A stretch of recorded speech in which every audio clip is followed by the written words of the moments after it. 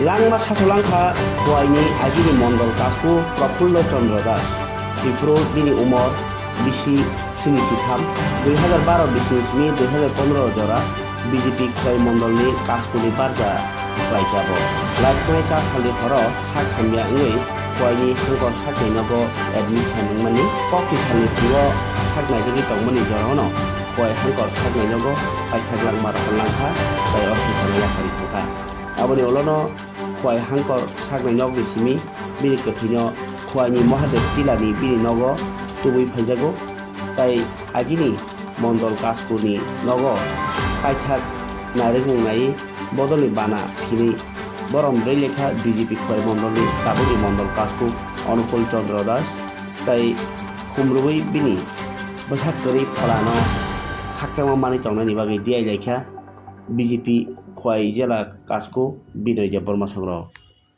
সবাইকে আজ সকাল 9টায় আমাদের খোয়াই মণ্ডলের প্রাক্তন ভারতীয় জনতা পার্টির সভাপতি যিনি 2012 থেকে 15 সাল অবধি এখানে মণ্ডল সভাপতি ছিলেন স্বর্গীয় প্রফুল্ল দাস উনি শেষ নিঃশ্বাস ত্যাগ করেছেন।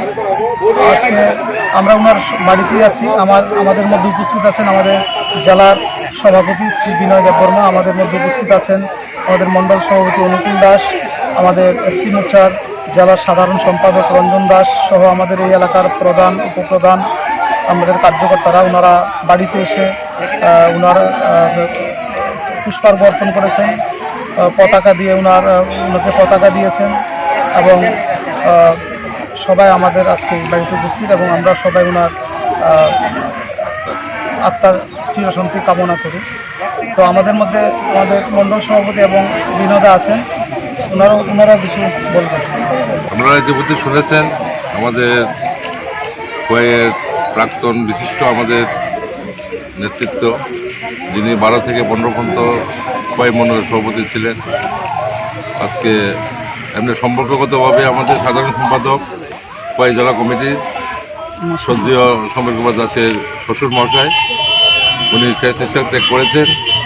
আমরা ওদেরকে শ্রদ্ধা জানিয়েছি ফুল দিয়ে মালা দিয়ে। আমি ওনার আত্মার সদ্গতি কামনা করি এবং ওনাদের পরিবারের সুখ স্বপ্নত পরিবারের সাথে সমবেদনা আমরা জ্ঞাপন করি। স্বর্গীয় প্রফুল্ল দাস আপনারা শুনেছেন যে উনি আমাদের দলের 2012 থেকে 15 পর্যন্ত মণ্ডল সভাপতি দায়িত্ব পালন করেছেন। উনি দীর্ঘদিন যাবৎ একটা রোগাক্রান্ত ছিলেন। উনি গতকালকে হঠাৎ আনুমানিক হাসপাতালে ভর্তি হন দুপুর 10টার দিকে এবং আজ সকাল 9টার দিকে উনি শেষ নিঃশ্বাস ত্যাগ করেন। আজকে আমরা সবাই ওনার বাড়িতে সমবেত হয়েছি ওনাকে শ্রদ্ধা জানানোর জন্য। আমরা সবাই দলীয় পতাকা এবং পুষ্পার্ঘের মাধ্যমে ওনাকে শ্রদ্ধা জানিয়েছি এবং আজকে আমরা এখানে দাঁড়িয়ে ওনার বিধি আত্মার সদ্গতি কামনা করছি।